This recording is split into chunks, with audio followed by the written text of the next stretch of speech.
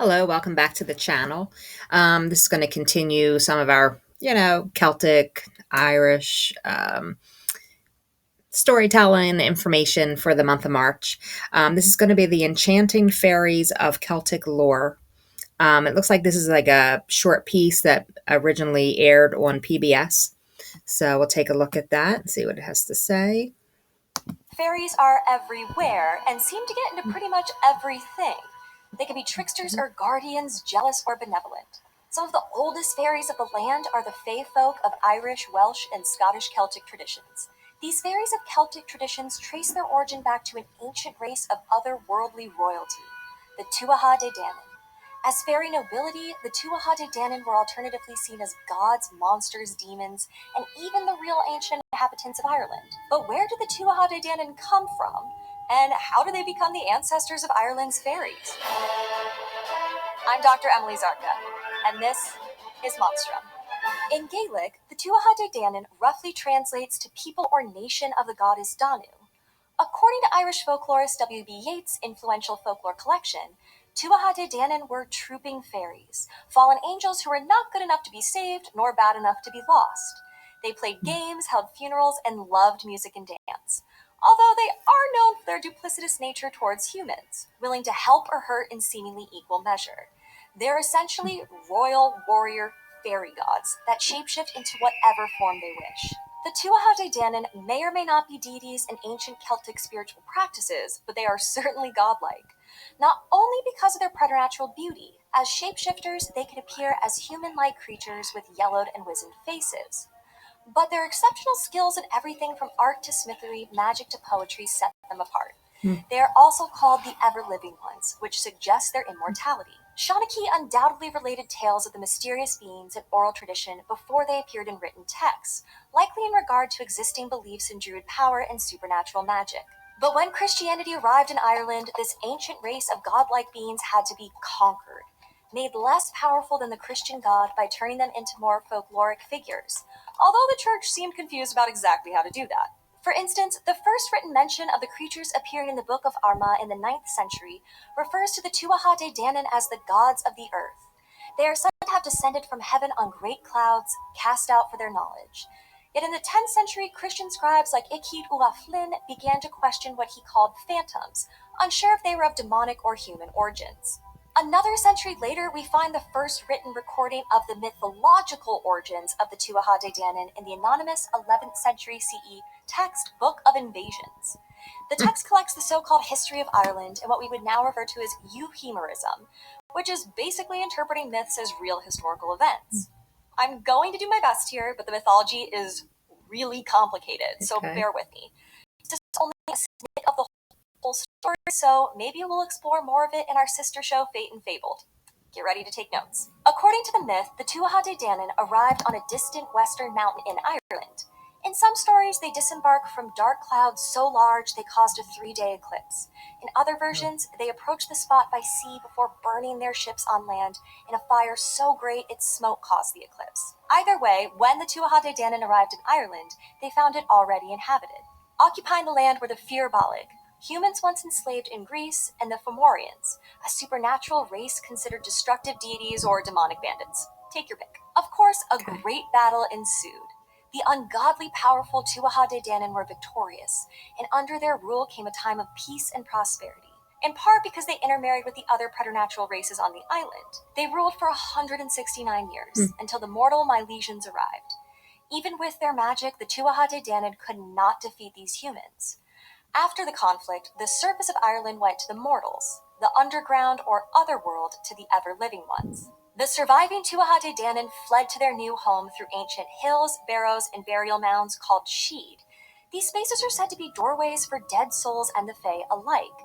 As they became more secluded and more secretive, they increasingly became perceived as less mischievous and more malevolent. Over time, the royal race of Tuatha De Danann blurred with their more broadly characterized offspring, the people of the Sheed, the Ish Sheed.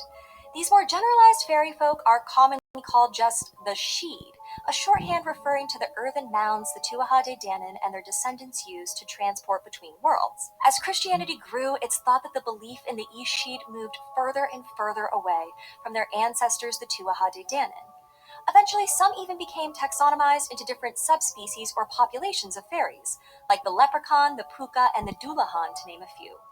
Omnipresent in Celtic folklore, the Fae folk appear in many forms and under many names, such as the other crowd, the good people, or simply them. But they did not disappear. Many believe Fae folk are still there, a secret civilization hiding in plain sight in Ireland even today. Commonly, the other world is perceived as an idyllic mirror version of our own, but that doesn't mean the Celtic Fae folk can't be monstrous. Tradition claims that if the Tuatha Danann were angered, they would withhold important resources like milk and corn until humans appeased them with sacrifices of food, humans, and animals. This is why many offerings of food and drink are still made to fairies today. Twilight is the time of day when one is most likely to encounter the Tuatha Danann or the East Sheed. While not everyone encounters them, humans in transitional states are the most at risk.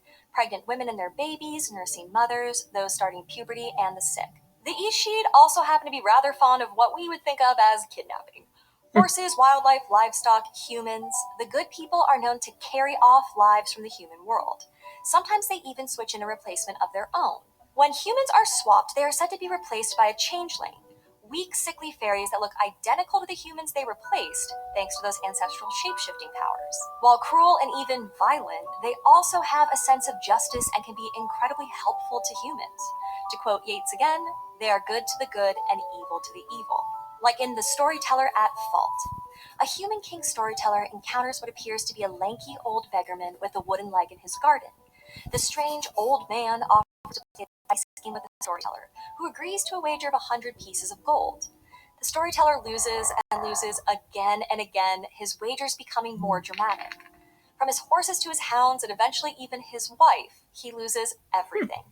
Finally, the storyteller wages the only thing of value he has left, his own life. He, of course, loses. The old man pulls out a long cord and a wand from his pocket, revealing he is one of the other people, and asks the storyteller what kind of animal he would like to be turned into. The storyteller chooses a hare, and without delay, the supernatural being throws the cord around him and strikes him with the wand, transforming human into hare. Chased by his own hounds, the Ishid takes pity upon him and turns him back into a human. He even allows the storyteller to accompany him unseen as he tricks more humans and performs great magical feats. On his journey, the Ishid offends the human king, who orders him hanged. Again and again, the king's men hang the creature, seemingly killing him, but every time, he reappears unharmed, with someone the king values hanging from the gallows instead. The king Wow. finally shows the supernatural being respect, and appeased by his rational decision, the Ishid restores life to the men he had killed and reveals his identity to the storyteller. He is not just any old Super Ishi, but powerful. Angus of the Bruff, one of the Tuatha De Danann. This story is typical behavior of the Tuatha De Danann and their offspring as a whole. Capable of great magic, including transfiguration, Angus is tricky and can be cruel, but he can also be fair. He reverses all the bad he does, but only when humans act respectfully. These stories help explain misfortune, illness, economic loss, even death. Performing small rituals to appease the good people, ward them off, or ask for their help gives humans a sense of control over that which cannot be controlled. It's comforting in a way. Perhaps that's part of the reason why stories of the Ishid continue to thrive even as their ranks changed. Renaissance artists, for one, were fond of depicting them.